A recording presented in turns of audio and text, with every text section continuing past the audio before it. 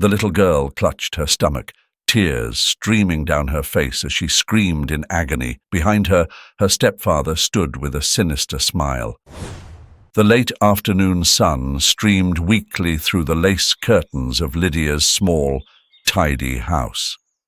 Carla stepped inside, clutching a paper bag filled with freshly baked rolls, Claudia's favorite. It had been a habit of hers for months now, stopping by to spend time with her granddaughter. Ever since Claudia's father passed away, Carla tried to fill the quiet void left behind, bringing small treats and lingering just a bit longer each visit. "Claudia? Sweetheart?" Carla called softly, pushing the door open. She expected the familiar sight of her 12-year-old granddaughter rushing over with a shy smile. Instead, Claudia was slouched on the sofa, her legs tucked under a thin blanket. The girl's face was pale, her lips nearly colorless, and her wide eyes seemed to stare through the television playing softly in the background. "Grandma?" Claudia's voice was faint, almost apologetic. She sat up abruptly, clutching her stomach. I need to use the bathroom again." Before Carla could say a word, Claudia shuffled hurriedly down the hallway, disappearing into the bathroom. Carla watched her go, her brows knitting in concern. Something wasn't right. The child's movements were sluggish, and her shoulders hunched forward as though she were shielding herself from something unseen. Carla set the bag of rolls on the kitchen counter and followed quietly, her heels clicking softly against the wood floor. Standing just outside the hallway, Carla paused. Her hand hovered near the wall for balance as an odd, uneasy feeling settled deep in her chest. That was when the bathroom door creaked open. Noland stepped out. For a moment, Carla could only stare. Noland's expression was calm, almost too calm, as he adjusted his sleeves and glanced toward her with the faintest hint of surprise. "Oh, Carla, didn't know you were here already," he said casually. The smile he offered was polite, practiced, but his voice seemed just a little too smooth. Carla's eyes darted behind him. Claudia emerged a second later, her face pale as a sheet. The girl's eyes were rimmed red, and she was pressing her small hand against her stomach, trembling. She looked at Carla, not quite meeting her gaze, and quickly lowered her head. Carla's heart plummeted. "Claudia, sweetheart?" "She's fine," Noland interrupted, cutting through the silence. He glanced at the girl before turning back to Carla, offering a weak chuckle. "Probably just a stomach bug, you know how kids are." But the way Claudia shrank under his words sent chills up Carla's spine. Noland gave Carla a short nod before stepping toward the living room, brushing past her as though nothing had happened. For the first time in years, Carla found herself unable to move, her legs cemented to the floor as Noland's footsteps faded away. Claudia's breathing was shallow, her small frame shaking. Carla finally snapped back into action, crouching down to gently grasp the girl's shoulders. "Baby, what's wrong?" Her voice wavered, her fear barely hidden. Claudia said nothing. Her only response was a pained wince as she leaned into Carla's arms, one hand still clutching her abdomen. Sweat clung to her temples, and her lips quivered as though she were fighting back tears. Carla's chest tightened. "That's it," she whispered firmly. "We're going to the doctor." Carla wasted no time. Once Nolan left the house, muttering something about errands, she scooped Claudia's jacket from the coat rack and gently guided her granddaughter toward the car. The girl didn't resist, her movements mechanical, her silence a testament to something Carla could not yet name. As she started the engine, Carla fumbled with her phone, dialing Lydia's number. The line rang longer than she liked. "Mom, is everything okay?" Lydia's voice was cheerful, oblivious. Carla tightened her grip on the steering wheel, her voice trembling. "Lydia," she said, her tone sharp but shaky, "you need to come to the hospital. Right now." "What? Why? What happened?" It's Noland, Carla said. The name tasted bitter in her mouth. She glanced at Claudia in the rearview mirror, watching her curl up in the back seat, silent. I think he's hurt, Claudia. The other end of the line went silent. Lydia's voice, when it returned, was barely audible. What did you just say? I said come to the hospital, Carla snapped. Her hands were trembling, the phone shaking as she hung up. Tears burned behind her eyes, but she blinked them away. This wasn't the time to cry. She could only focus on the road ahead, on the hospital sign growing larger in the distance. The hospital waiting room was a stark, sterile place, its white walls reflecting the harsh fluorescent lights that buzzed overhead. Carla sat rigid in a chair, hands clasped so tightly in her lap that her knuckles were white. Her eyes, sharp and determined, scanned the hallway leading to the examination room, as if willing answers to come faster. Every now and then she glanced at the doors, waiting, expecting to see her daughter appear. When Lydia finally arrived, breathless and anxious, she found her mother sitting alone. "Mom?" Lydia's voice wavered, uncertain. The moment Carla looked up, Lydia knew something was terribly wrong. "It's Noland," Carla said, her voice firm but quiet, as if the words themselves carried a weight too heavy to bear. "I saw him, Lydia. He was coming out of the bathroom, while Claudia was in there." Lydia stared at her mother, confusion clouding her features. "What are you saying?" Carla stood up, her tone sharper now. "I'm saying something isn't right with that man. Claudia's sick. She's terrified. And I know." Lydia took a step back, shaking her head. "No. Mom, you need to stop. You can't just—" "I'm not imagining this." Carla's voice rose, filled with conviction. "Your husband, that man, was where he shouldn't have been." The two women locked eyes, a storm of words unsaid hanging between them. Lydia's face paled, her hands trembling. Carla saw the hesitation, the crack in her daughter's certainty. "Call him, Lydia. Call him here. Now." Swallowing hard, Lydia pulled her phone from her bag, her fingers shaking as she dialed. The moments stretched like hours as the line rang. When Noland picked up, Lydia's voice was tight, her words clipped. "Noland, you need to come to the hospital. Now."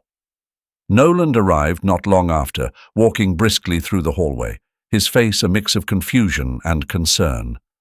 The moment he appeared, Carla's posture stiffened like a coiled spring. She stood abruptly, stepping into his path. "What did you do to her?"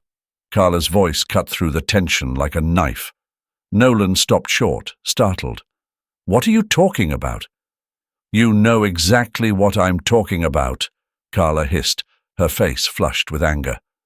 "Don't play innocent with me."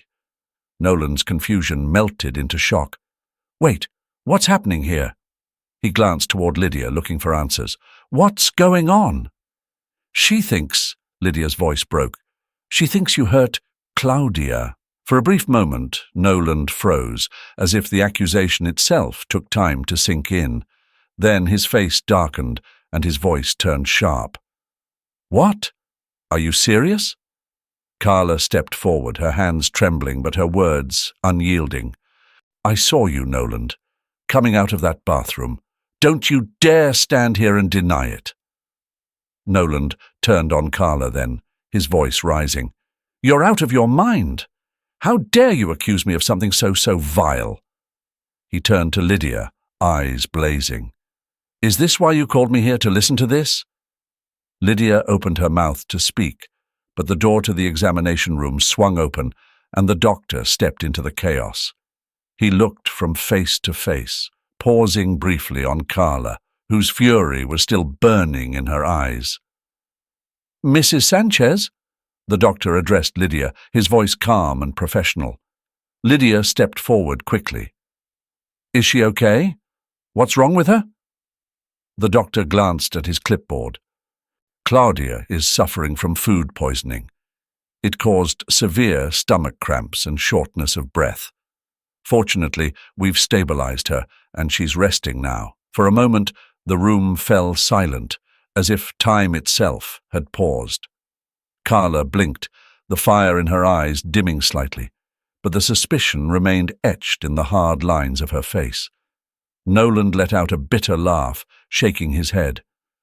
"Food poisoning," he said, his voice dripping with sarcasm. I told you this was a misunderstanding." Lydia exhaled slowly, the tension in her shoulders releasing just a little. She turned to Noland, her voice soft. "I'm sorry. You believed her," Noland interrupted, his voice tight with anger. "You called me here and let your mother accuse me of something so disgusting. Do you have any idea what you've done?" Lydia turned back to Carla, trying to soothe the situation. "Mum, you heard the doctor.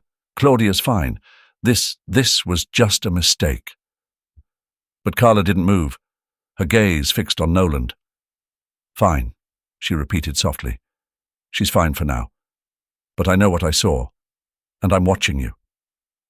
The drive home was silent, save for the hum of the tires on the wet pavement.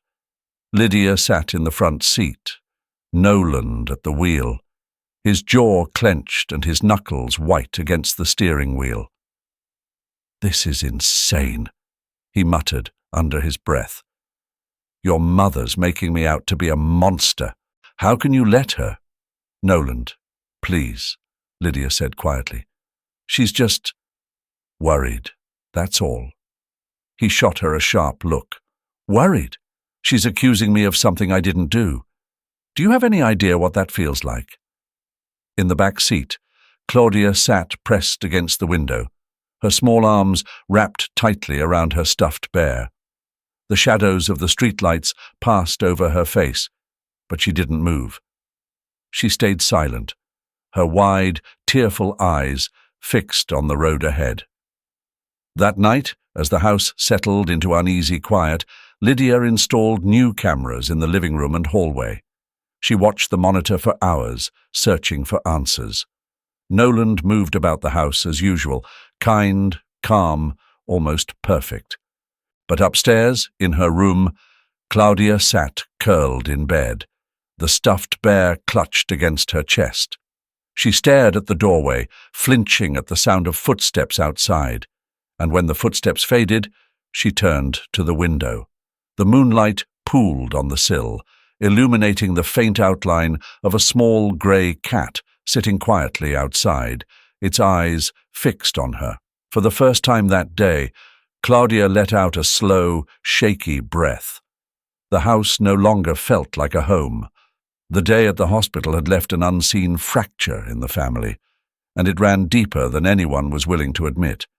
Lydia, trying to pretend as though everything were normal, moved about the house with forced smiles and strained conversations. Her laughter, when it came, was too quick, too light, like glass waiting to shatter. Meanwhile, Carla, her mother, could not hide her distrust.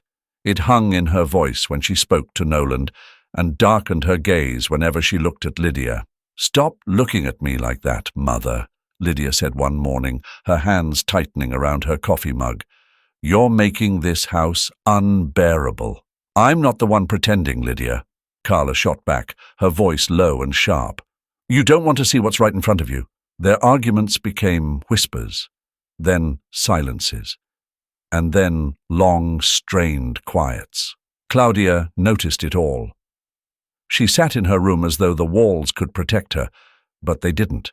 Her mother's words didn't reach her anymore, and her grandmother's tension only made her heart ache. In the growing tension of the house, Claudia became smaller, quieter. She didn't speak unless spoken to, didn't laugh, didn't play. She simply existed, like a ghost. When no one was looking, she would slip upstairs to her room and close the door behind her, seeking shelter in a space that no longer felt safe. The small window in her room overlooked the yard, a grey expanse now washed in rain. Claudia sat beneath the window's soft light, curled up tightly, clutching an old stuffed bear. It was worn in places where her father's hands had once held it when he'd first brought it home, fresh from a toy shop, saying, "This one's for you, sweetheart." The voice came back to her now, as it always did, gentle and warm, like summer wind. Claudia held the bear tighter, her small fingers tracing its seams as if the threads might hold him there a little longer. She remembered his face so clearly, his easy smile as he pushed her on the swings at the park, the way he hummed when he fixed things around the house, the sound of his voice reading to her at night. Stories about princesses and magical creatures, safe places far from here. A tear slipped down her cheek. "Daddy," she whispered, her voice breaking. The room felt colder. The loneliness was unbearable. She missed the sound of her father's laugh. She missed feeling like someone was there to protect her. Without him, the house was too big, too quiet, and too dark. That darkness was filled now with something far worse. Noland. Noland. Claudia's stomach twisted every time he came into view. He would greet her as if nothing were wrong. "Good morning, Claudia." His voice so smooth, it made her skin prickle. He never touched her, not in a way anyone could call improper, but his eyes.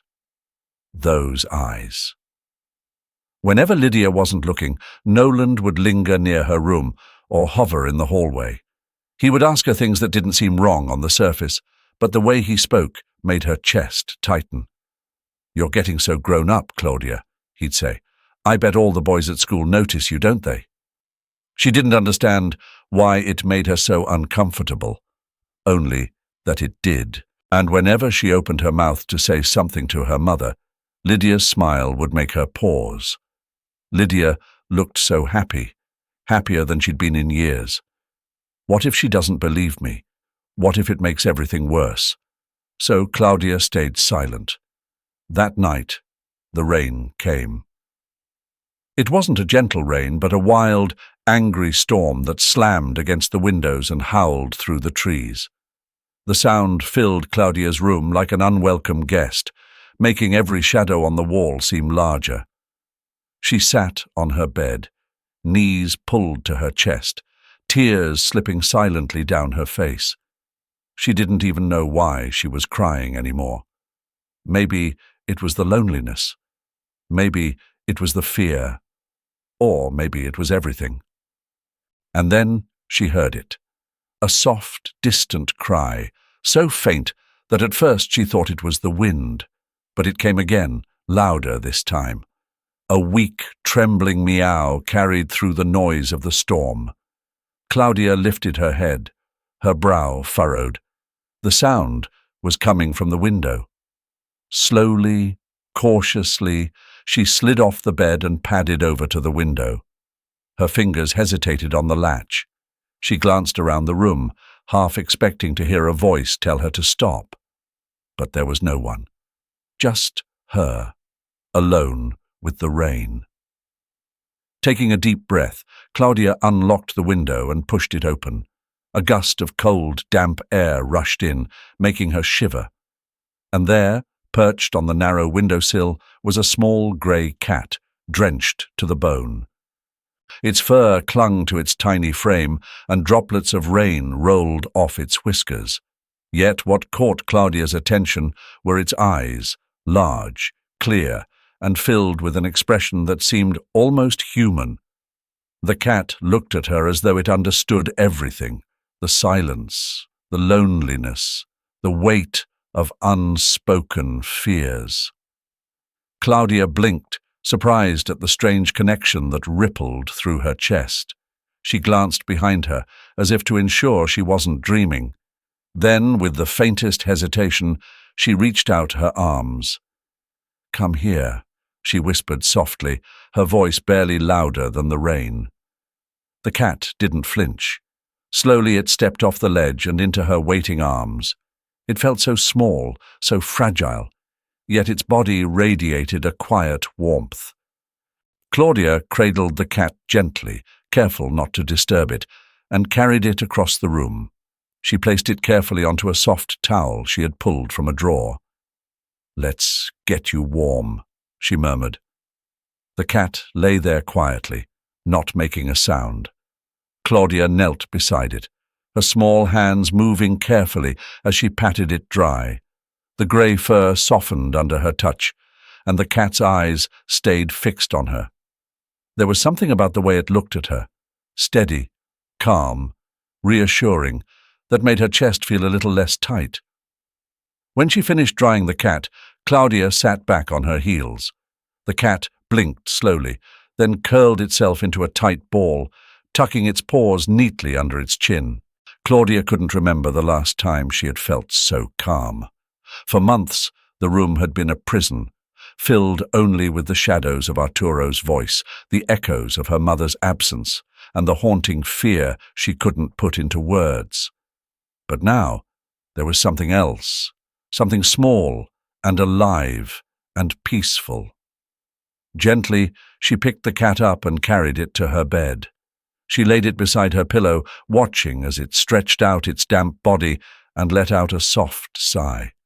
For a moment, Claudia just stared at it, unsure what to do. Then she lay down next to it. The warmth of the little body beside her was soothing, like a tiny flame in the dark. Claudia tucked the blanket over herself and watched as the cat's eyelids drooped shut. It looked so content, so safe, as though it had found exactly where it was meant to be. Without thinking, Claudia whispered, "You can stay here if you want." The cat didn't respond, of course, but Claudia swore she saw the faintest flicker of its tail, like a quiet promise. She smiled weakly, a rare, fragile thing, and closed her eyes. That night, for the first time in as long as she could remember, Claudia dreamed. She stood in the old park, the one her father used to take her to on Sunday afternoons. The grass was greener than she remembered, and the sun shone brightly overhead, casting golden beams across the ground. The air smelled of flowers and warm summer days, and there was laughter, her father's laughter, floating on the breeze. Claudia looked down and saw the grey cat sitting calmly at her feet, its tail curled neatly around its body. It gazed up at her with the same knowing eyes, as though telling her to follow. She didn't hesitate. She ran forward, her footsteps light against the soft earth, and the cat kept pace beside her. At the end of the path, just beyond the trees, she saw him. Her father stood there, tall and smiling, his arms outstretched as if waiting to catch her. Claudia's heart swelled with joy, and her laughter bubbled up from deep inside her. "Daddy!" she cried, running into his embrace. His arms wrapped around her tightly, and she felt warm and safe, like nothing in the world could ever hurt her again. She buried her face against his shoulder, holding on to him as though afraid he might disappear. "You're not alone, Claudia," he said softly, his voice gentle but steady. "You're never alone." When she pulled back, the cat was sitting beside her father, its eyes shining like tiny mirrors of the sun. Claudia woke up to the soft, rhythmic sound of purring. She blinked, feeling the weight of the night lift away. The cat was still there, curled up beside her, its fur warm and dry now. For the first time in months, she didn't feel afraid. She reached out and stroked the cat's head gently. "You're not just a cat, are you?" she whispered, her voice filled with a quiet awe. "Did my daddy send you?" The cat blinked slowly, its eyes calm and knowing, as though it understood everything she said. Claudia let her hand rest against its soft fur, and a small, new warmth blossomed in her chest. For the first time, she dared to believe that maybe, just maybe, things would be all right. Every night, as Claudia lay in bed clutching the soft fur of the grey cat, her world shifted. Sleep would carry her gently into dreams, dreams that felt less like fantasies and more like moments stolen back from time. They always began the same way, soft and familiar, like the sound of an old lullaby. She would see her father again. In those dreams they walked side by side, his broad hand wrapped around her tiny one. The places they visited were always the same. A small sunlit bakery with golden light pouring through the windows. Claudia could almost smell the buttery rolls he used to buy, hear the faint chime of the bell above the door as they entered. Her father would smile, his deep voice teasing as he handed her the warm bread. "Fresh from the oven, princess." Then the scene would shift. The park would unfold before her, its giant oaks stretching shadows over the soft grass where they used to play. She could hear the crunch of autumn leaves under their feet as her father chased her, laughter ringing in the crisp air. In the dream, there was no sadness. There was no void. There was just him, his smile, his warmth. When she woke, the grey cat would still be there, curled up beside her. Its steady purring seemed to hum with a promise that everything would be all right. In the daylight, the cat became her constant shadow. It followed her from room to room, perched on the edge of her chair as she worked on homework or gazed out the window. There was a quiet understanding between them. The cat didn't need to speak for Claudia to know it understood her. Some afternoons, when the weight of everything felt like too much to bear, Claudia would bury her face in its soft fur and whisper words she'd never dare say aloud to anyone else. "I miss him," she'd mumble, her voice cracking as tears spilled down her cheeks. "I don't know why he had to go." The cat never moved away. It would sit there, still and patient, its head nuzzling gently against her shoulder as though it were telling her that she wasn't alone. For the first time in a long while, Claudia began to feel something she thought she'd lost forever. Safe. But there were moments when that safety was tested. Noland had started to notice the change. He watched Claudia with narrowed eyes as she walked around the house, the grey cat trailing faithfully at her heels. The first time Noland tried to corner her, the cat reacted before she could even speak. It sprang to its feet, fur bristling, ears flattened against its head. A low, guttural growl escaped its throat, a sound Claudia hadn't known a cat could make. "Damn animal," Noland hissed, stepping back as though the sound unsettled him. Claudia froze, clutching the chair beside her for balance. She watched as the cat stood its ground, not moving an inch, its gaze locked onto Noland like a warning. The next time Noland got too close, the cat didn't stop growling. It lunged forward and raked its claws across his ankle, leaving thin red scratches in its wake. Noland cursed loudly, stumbling backward, his face flushed with anger and embarrassment. "You think that cat can protect you?" He spat at Claudia later that night, his voice a low hiss as he hovered outside her door. "We'll see how long that lasts." Noland's anger simmered in the following days. He began lurking more often, his footsteps echoing down the hallway late at night. Claudia started locking her door, though she wasn't sure if the thin piece of wood could truly keep him out. But the cat was always there. No matter what time it was, no matter how heavy the silence felt, Claudia knew that the cat was watching. Sometimes it would sit on the windowsill, its gaze fixed on the dark hallway outside her room. Other times it would curl up at the foot of her bed, its head raised as though listening for something only it could hear. Noland's frustration grew. Claudia could sense it in the way his eyes lingered on her longer than before, the way his jaw tensed whenever he saw the cat. One evening, Claudia heard him muttering under his breath as he paced the living room. That stupid animal, always in the way. Her heart pounded as she listened from the top of the stairs, The cat pressed against her side like a shield. She knew something was coming. She didn't know what, but she wasn't as afraid as she used to be, because this time she wasn't alone. The grey cat wasn't just a companion, it was her guardian, a silent protector against the darkness that hovered just beyond her door. It was a quiet afternoon, the kind where the only sounds were the ticking of the old clock in the living room and the gentle sigh of the wind brushing against the house.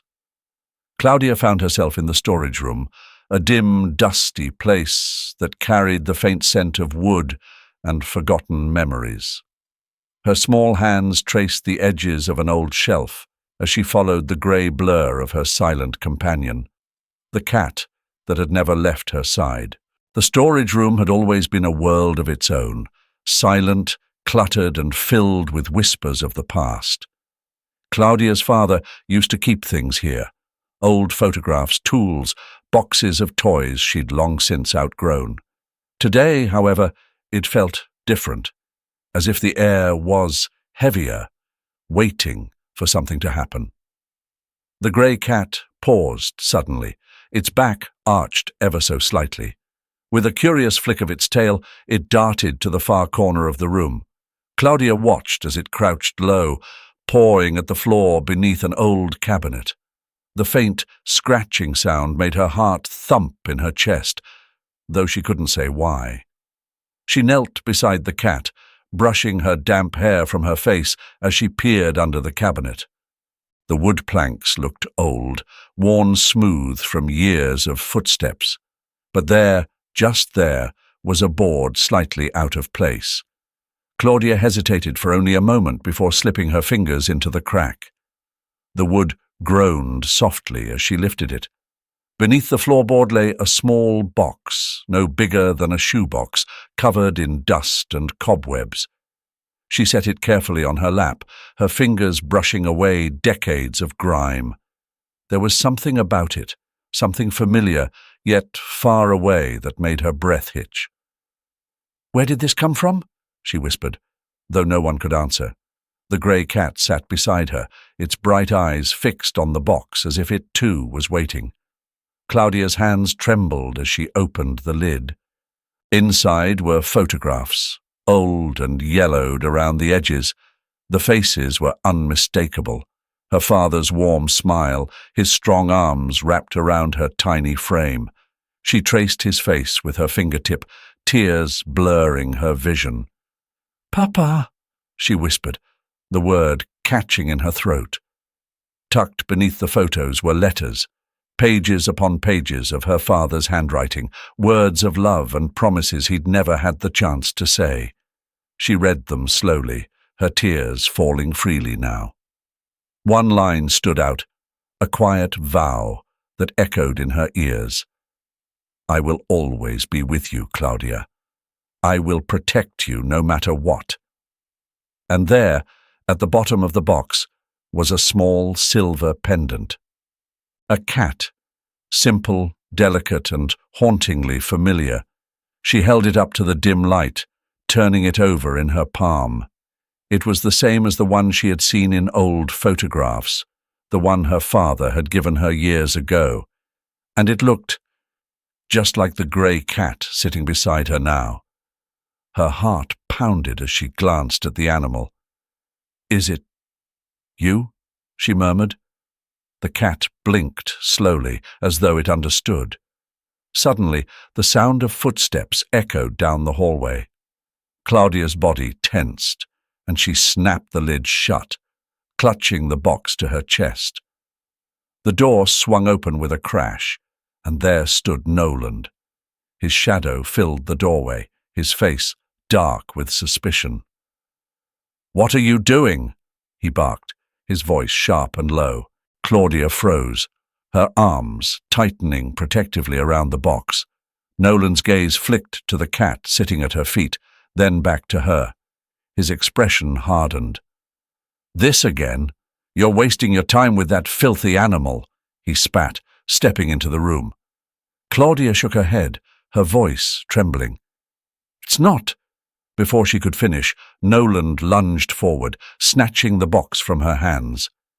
Claudia gasped, scrambling to her feet, but he held it high above her reach. "You think you're so clever, don't you?" he sneered, tossing the box onto a nearby table. His eyes settled on the grey cat, now huddled against Claudia's legs. Without warning, he grabbed the animal by its scruff. "Noland, no!" Claudia screamed, tears streaming down her face as she lunged for the cat. But Noland ignored her. He strode to the window, threw it open, and with a single violent motion hurled the cat outside into the pouring rain. The sound of claws scraping against wood and the cat's pained yowl shattered the silence. Claudia's cries followed it into the storm. "No! No, please!" Her small body trembled as she ran past Noland and out into the rain, her bare feet splashing through mud and puddles. "Kitty!" she screamed, her voice nearly lost in the wind. The cold rain bit into her skin, soaking her through, but she didn't stop. She searched under bushes, behind trees, anywhere the cat might have gone. The world blurred around her, grey and endless. When she finally stumbled back into the house, her hair plastered to her face and her dress clinging to her skin, Noland was waiting. His expression was cold, his voice calm and cruel. "You're filthy," he said, and dirty smile. "I will help you change." Claudia couldn't speak.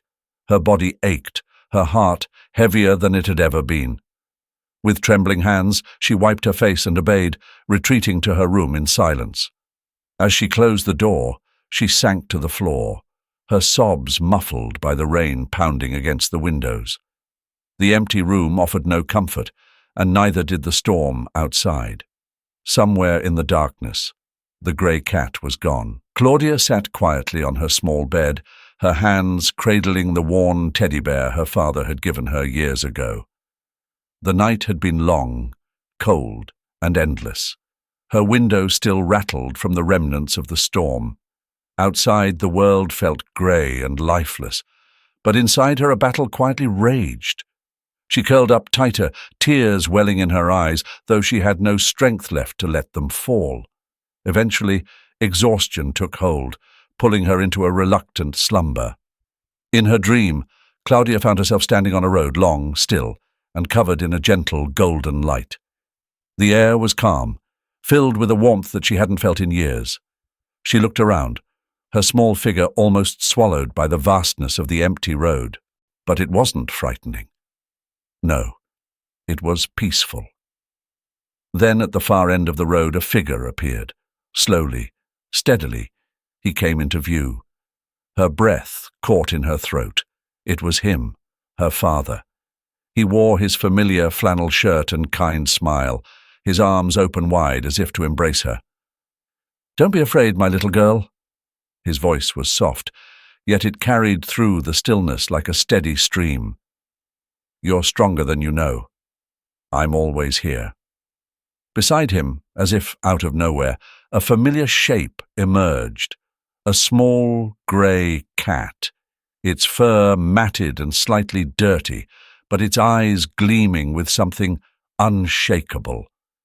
The cat looked at her, unblinking, its expression almost human in its resolve. Claudia felt her heart ache and her chest tighten. "Papa," she whispered. The figure of her father smiled, his face bathed in the golden glow. The warmth of his love reached her, even though he was just out of reach. The cat, so very real, padded toward her with slow, purposeful steps. Its eyes locked on hers, and for a moment Claudia felt something shift deep within her, like the first breath after holding it for too long. When she woke, her cheeks were damp with tears, but her heart felt different, stronger, determined. The next morning, a sound broke through the early silence, a faint, insistent meowing just beyond her window. Claudia froze. She knew that sound. Her small legs carried her quickly across the room, her trembling hands fumbling to open the window. And there, standing on the windowsill, was the grey cat.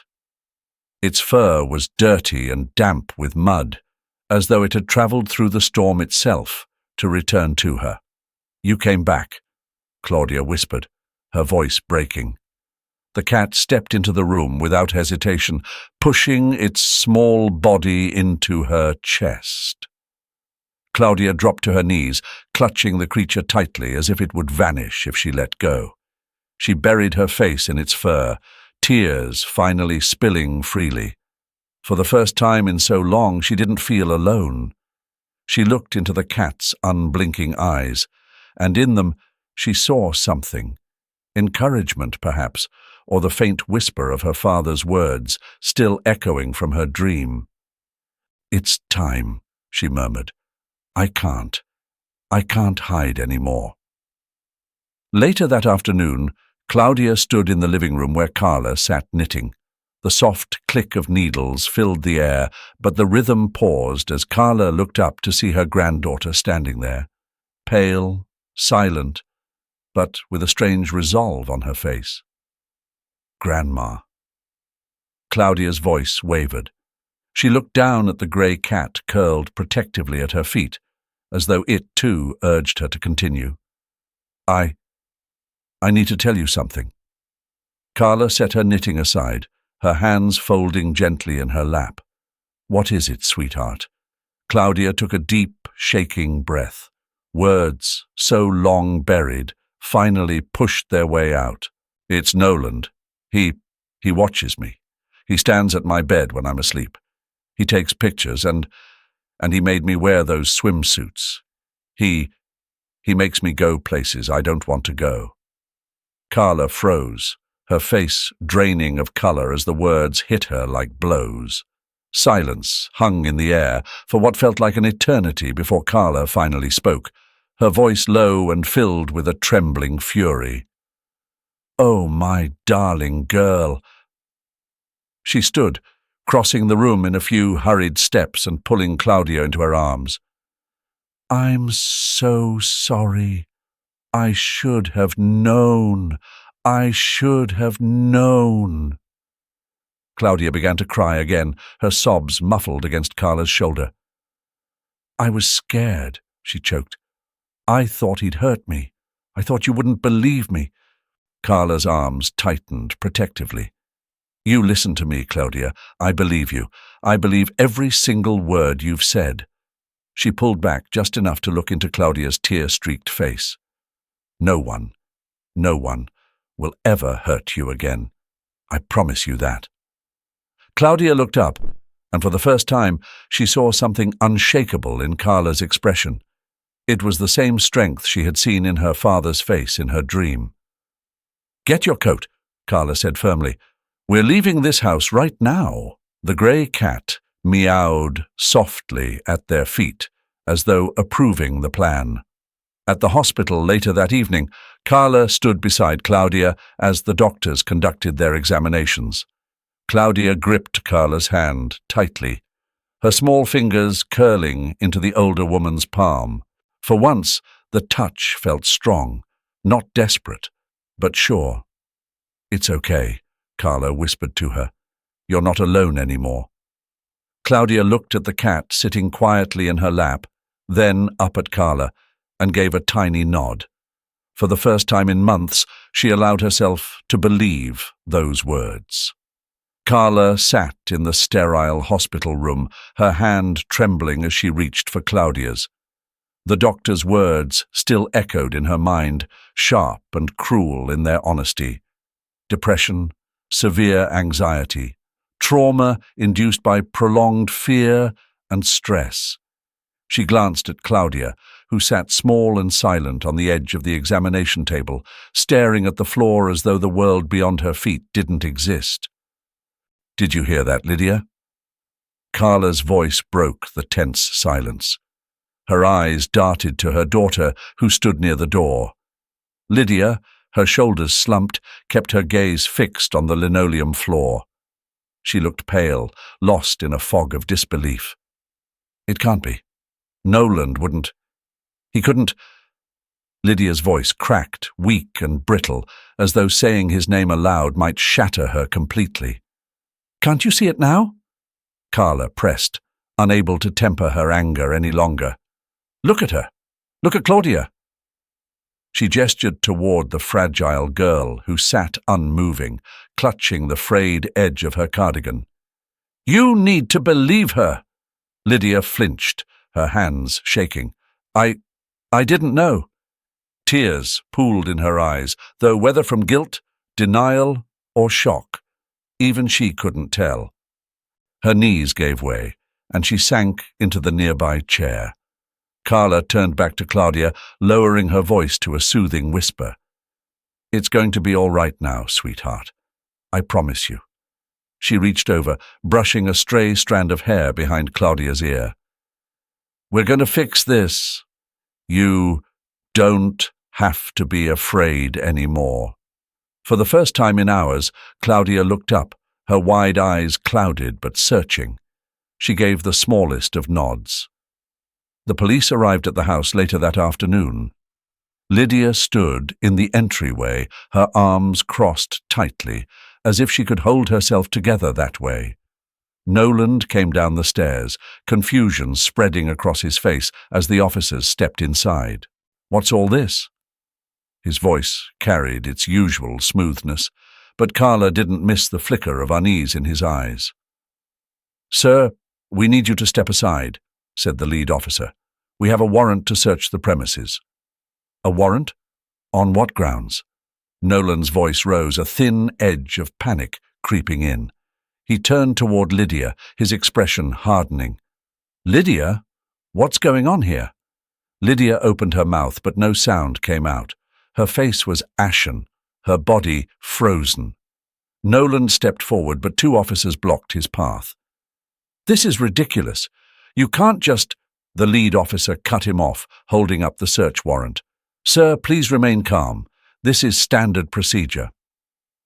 Carla stood protectively behind Claudia, who was perched on the edge of the living room couch. The girl's small hands clung to the grey cat in her lap, its body warm and unmoving, as though it knew its presence was the only thing holding her together. "Let them do their job," Carla whispered to her granddaughter, trying to mask the tremor in her own voice. "It'll be over soon." Noland continued to protest as the officers spread through the house. Doors opened, drawers slammed.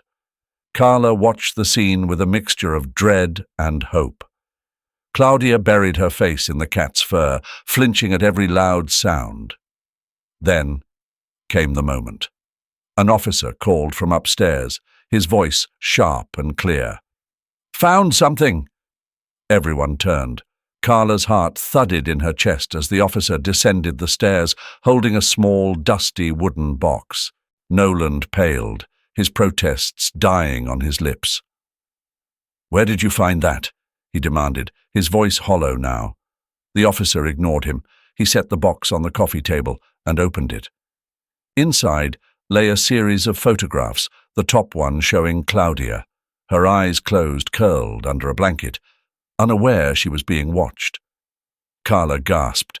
Lydia's hand flew to her mouth as tears spilled freely down her cheeks. "Oh my God!" she choked out, her voice barely audible. More photographs followed.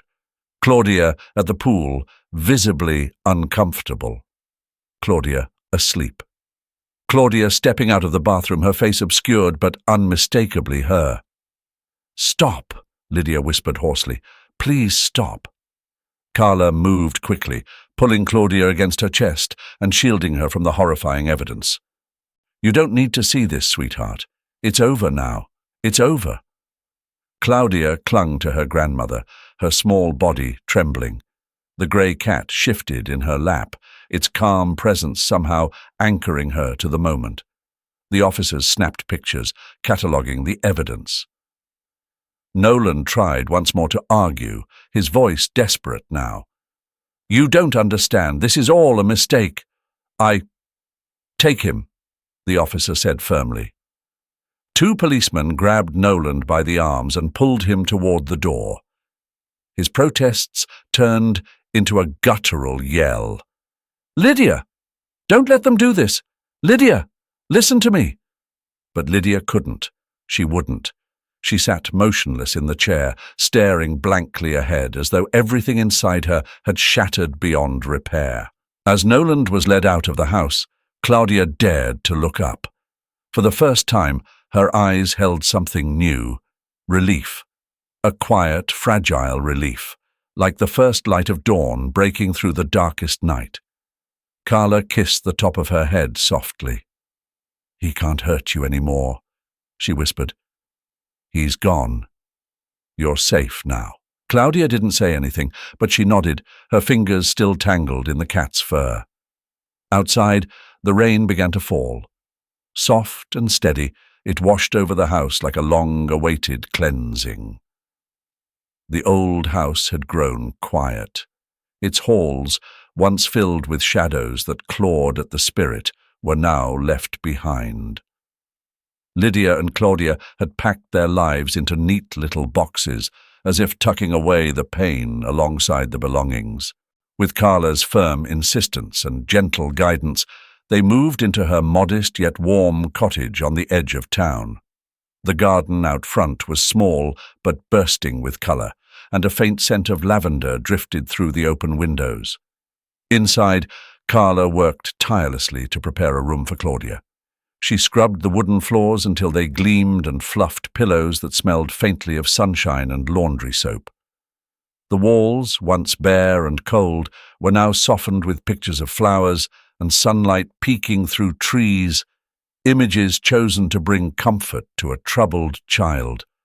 When Claudia stepped inside for the first time, she stood still in the doorway. Her fingers brushed over the quilt Carla had laid on the bed, its soft blues and whites sewn together in a delicate pattern. "It's yours," Carla said gently, standing at a distance, sensing the girl's hesitation. "A place that's all your own." Claudia turned to her grandmother and nodded, a small smile breaking through. "Thank you." In the days that followed, the house grew into a refuge. The faint creaks of the floorboards became familiar instead of frightening, and the walls seemed to hum softly with kindness. Lydia, though still processing her own grief and guilt, poured herself into making things right. She made Claudia's favorite breakfasts and walked her to school, always careful to leave room for the silences that both of them needed. But it was the grey cat, that unassuming little creature, who remained Claudia's most steadfast companion. He would follow her from room to room, leaping onto her lap whenever she sat down, his warm weight a constant reminder that she was no longer alone. Sometimes Claudia would stroke his soft fur absent-mindedly, her mind drifting far away. "You think you're my guardian angel, don't you?" she whispered to him one afternoon as he lay curled in the crook of her arm. The cat blinked slowly, his golden eyes fixed on hers, as if to say yes. As the weeks turned into months, Claudia began to change. It was subtle at first, a quiet courage taking root in her heart. She dared to laugh softly when Carla told one of her meandering stories over tea, and she no longer flinched when the doorbell rang unexpectedly. One night, after Lydia kissed her goodnight and Carla tucked in the corners of her blanket, Claudia drifted into a deep, peaceful sleep. That was when she found herself standing in a place she thought she would never see again. A garden bathed in sunlight, where the grass seemed softer, the air warmer than she remembered. The colours were brighter, as though painted by some unseen hand. In the centre of the garden he stood, her father. Claudia froze. For a moment all she could do was stare. He looked just as she remembered, his kind smile, his strong, steady shoulders, and beside him the grey cat sat tall and regal, as if he had been there all along. "Come here, sweetheart," her father said softly, his voice carrying through the garden like music on a summer breeze. Claudia ran to him, tears filling her eyes as she fell into his embrace. He held her tightly, and for the first time in years, she felt the weight of all her fears slip away. "I'm so proud of you," he murmured, his voice warm against her ear. "You've been so brave, my little girl. You're not alone anymore." When she awoke, the room was filled with the soft glow of morning light. The cat lay curled beside her, his breathing steady and calm. Claudia reached out and gently scratched behind his ears, smiling faintly as he purred. "Thank you," she whispered.